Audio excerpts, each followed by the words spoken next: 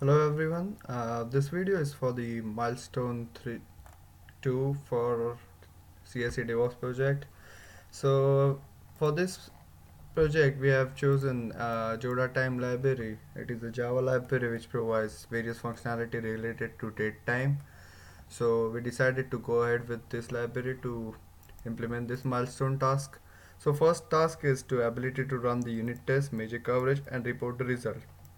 So Joda-time already uses Surefire to run the unit test. Uh, so here is the pom.xml wherein they have added the Surefire plugin and they have included their Java file for the test. This is the estest.java that we have included, which I'll tell you in the next task. For reporting part, to measure the coverage and reporting the results, we have added the Jacoco plugin in this pom.xml. So Jacoco plugin generates an HTML file just like this. So as you can see, we have a pretty good 90% coverage, overall coverage for the instructions in the Joda-time library. So it generates the file-wise coverages as well. But as you see, delegated duration field, it does not have any of the test cases and has 0% coverage. So uh, we have also added this Jacoco plugin in the Jenkins, so it shows over here as well. In the Joda-time field, let's say delegated duration field, it has a 0% of instruction coverage. So that there comes our second task, wherein we have we have we are using this EvoSuite plugin. It is a fairly new plugin for automatic test suite generation for Java. So since it is not present in Maven, but they have provided their Maven.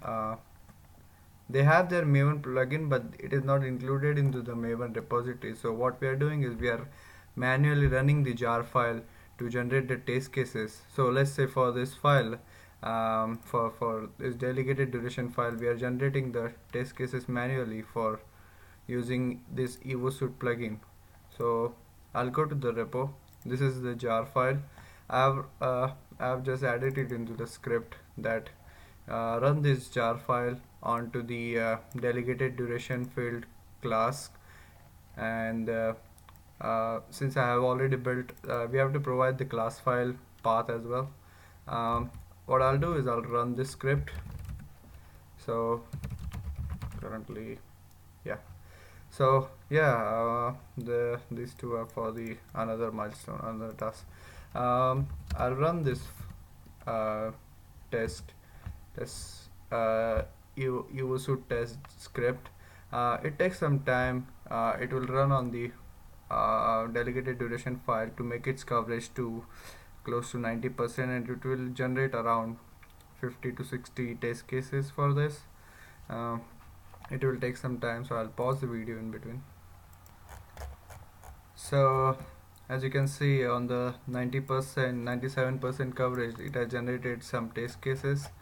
So we can see these test cases in this directory, EvoSuite report and EvoSuite test. So what I'll do is I'll just move these test cases to our test folder, so that when Surefire runs, it will also pick up these test cases in the EvoSuite test folder. That's the reason I have added this include tag inside our pom.xml. So what it will do is also it will the Surefire also will also run these test cases along with our test cases. So that goes our second task. I'll make a run later on. Third task is the ability to run existing static analysis tool. For that we are using FindBugs. We have added FindBugs plugin in the Maven as well as in the Jenkins, and we are making sure that it runs on the compile phase. In the Jenkins it gives results like uh, uh, results like this. So it does not have any errors. All of them are warnings: 3 high priority, 25 normal, 47 low priority. It also gives the distribution in each package. So that goes our third task. Fourth task is the ability to extend an existing analysis tool with custom analysis. So since we are using FindBug's Maven plugin, we find it quite cumbersome to add a new rule. So what we decided is we decided to write our own file, canalysis.java. So it is a normal Java file which runs on every Java file inside the source, and it finds out the ratio of the number of comments to the number of lines of codes. It takes care of the multi-line comments or single line comments. This logic is foolproof and tested. So we are running this canalysis.java on every file in our pre-commit phase, but we are not failing the build for this rule because we found that this Joda-time library has a lot of such files which are having more than 50% commit content. So we are just writing out those files to the temporary file in the comment files.txt, something like this. So with the file and along with this percentages. So these are the file having more than 50% comments. So that runs in the pre-commit hook. I'll explain the running later on. Fourth task, yeah, that was the fourth task. Fifth task is using the Postbuild script to reject the commit. So since we are using this Maven Flyer plugin, we found it on the doc that when it runs a unit test, if any of the tests fails, it will fail the build automatically, so we did not have to do anything. And for the second thing, for analysis criteria, we are not failing the build, as I said, because a lot of files contains more than 50% comments. So we are just writing out the results. So that goes our fifth task. And the last task is the ability to pass a code files in JSON. So for this, what we are doing is we are passing the whole repository for finding out any such any security files such as .csr, .pem, key files, and pfx. All those extension files are security files. We are finding the repo for that. I have written this code in the pre-commit.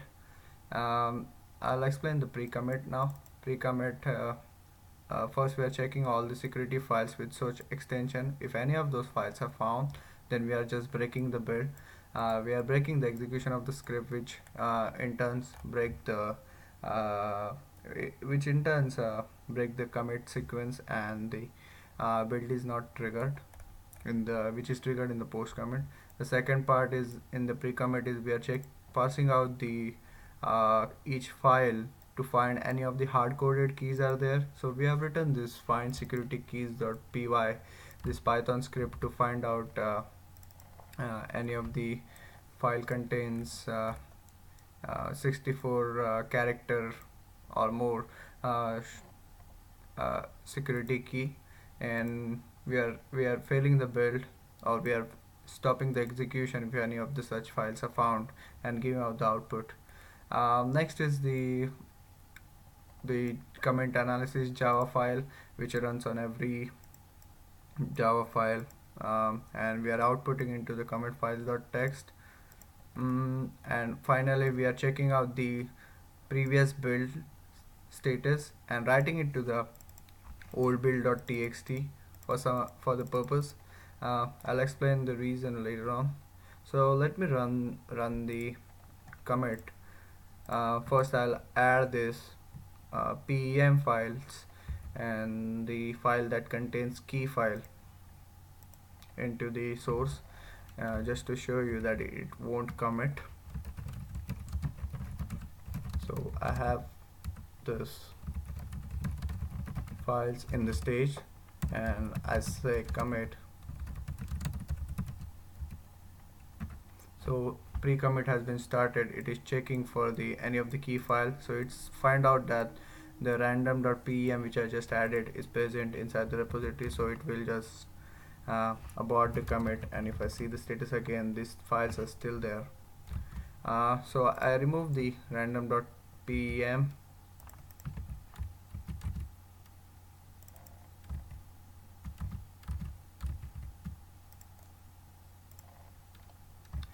and if I run the commit again, now I get the error for random.java because it contains a hard-coded security key. So this random.java is just a normal text file I've added just to show that 64 character key is present inside it. And if any of the Java files contain such keys, then we have to remove it. Now if I run the same commit again, it says that it doesn't contain such security files.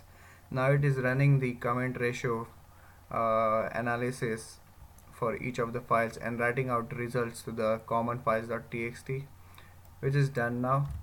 So we can check out in the temp files in comment files.txt. It writes out the percentage comment ratio for each of the files. And after that, pre-committed and post-commit has been started. So I'll go to the post-commit content. In the post-commit, we are first reading out the previous build number which we wrote in the pre-commit over here. I'm reading out the previous build number, and then I'm sending out the new build request using a URL, Jenkins API URL, by curling it to that URL.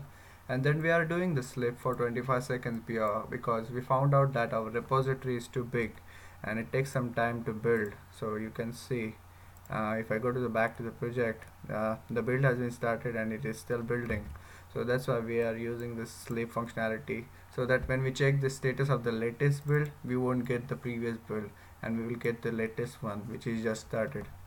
So this is the logic for getting the latest build. We are using the recursive sleeps until we get the latest one, which is not with the previous one over here. After we get the latest build status, we are checking it with if it is successful or not. If it is successful, then we are just echoing out the message that the commit is been pushed successfully. Otherwise, what we are doing is we are resetting it, soft resetting it to the previous commit, and that's how we are rolling back the commit, and we are writing out the old build status to the back to the old build.txt. So as you can see, uh, the the build has been successful. That's why the commit was pushed. And if I do the git status now, it just contains those 3 files which I deleted, and it has modified the old files.txt.